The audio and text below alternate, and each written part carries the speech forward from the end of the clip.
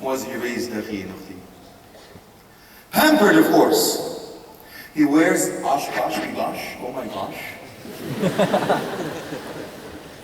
He has tea in the morning with pinky up, posh. He goes to private schools. He speaks like this. He's just a very sensitive guy.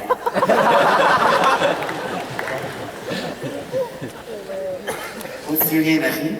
Mo. Maybe Tutu, Fifi, Mimi, Lulu, and Susu. Really? You mean you're not Muhammad, Abdullah, Ahmed, Mustafa, something? Give me something, man. That's it. Sauvage. Go back and find out who we truly are. Our ancestors. Don't ever lose sight of that. Wallahi. Because I want to give you that line from a Lion King. Don't forget it. I'll repeat it. Word association. Remember who you are. It's true.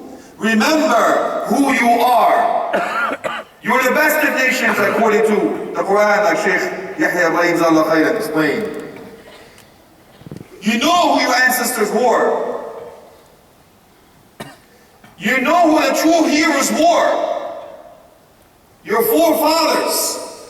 How Islam came to you. What they put the effort to bring you Islam on a silver platter. You live right now saying La ilaha illallah Muhammadur Rasulullah, but what they've done, all their whole life spend it for that. How was he raised? Subhanallah. Safiya radiallahu anha on Ahl Bayt al-Athar ajma'een. Ameen. She used to put him in a dark room. We're not asking you to put him in a dark room. You have to put a disclaimer. Have you met my lawyer? But when people complained about it, what did you say? He says, I want to raise him up to be a true fighter, courage, strong man. He was. Compared to what we have now. Your son holds a knife. Oh! Take it away. A fork? No, that's sharp. Give him this plastic thing. Dying, that's fine. Can't hurt himself. Cross the street? No. Let me come with you. Do something. Wait! What? Put him on a leash. How are you going to do that? No, you make him sure that he takes chances, delegate responsibilities, individual, yes, independent. So what did he do grow up to be? As a matter of fact, he was known to actually penetrate the army, the whole army on his own. He trained his horse to have his forelegs open wide. His head would be there. He would actually hang onto him upside down, grab onto his belly, penetrate. That's his son, by the way, Abdullah. Zubayr ibn Awwam. His father had 2 swords. He would fight with both. Penetrate the army line, go to the back and come back again. Ya Allah, subhanahu wa ta'ala. This is the lineage, one from another. Pass it on. These are the traits. So what are you known for? And that's how they were raised. On so many other soul stories. So remember, akhi and ukhti, before you say something to your child, if you can't help, don't hurt. You need to raise a nation builder, a nation maker, not a nation breaker. How was he raised? When I talk to his sister, ukhti, would he come and complain about the child? I'm losing my child. My son is going there, my daughter is going there. I said, ukhti, how were they raised? Tell you why. Because Prophet Muhammad taught us that. He said, Muru awladakum lis-salati li-7. Command your children to pray at 7. Discipline at 10. When is the pen actually writing the actions and deeds? 7 or 10? No.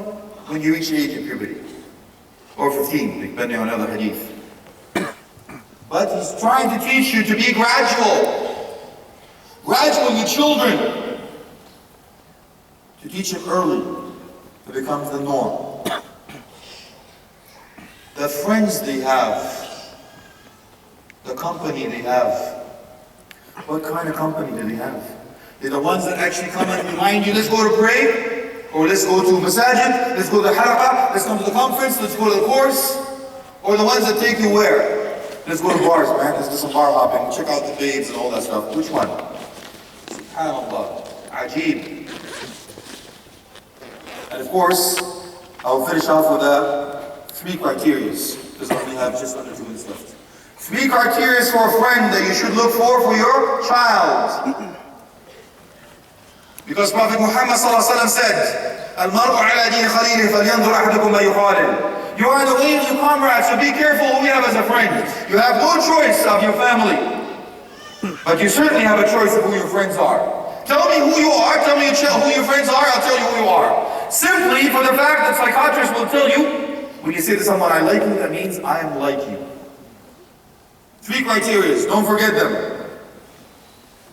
First thing, إِذَا رَأَيْتَهُ ذَكَّرَكَ بِاللَّهِ رُؤْيَتُهُ. If you see them, they remind you of Allah. You have a great asriyat. You see Brother Muhammad Ashari, he says, SubhanAllah, I have a great asriyat. Number 1. Number 2, دَلَّكَ عَلَى اللَّهِ حَالُ. Guides you in the path of Allah, the way they live their whole life. They don't just have a lifestyle, they have a life according to the Quran and Sunnah. Everything they do, the way they talk, they eat, they dress, they hold the shoes with the left, they hold the Quran with the right, and so on. Number 3.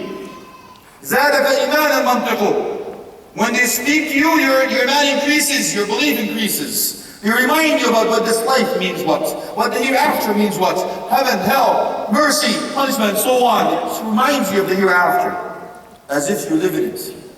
These are the 3 criteria, don't ever forget it. I'm finishing off with one line I started with earlier. Remember who you are.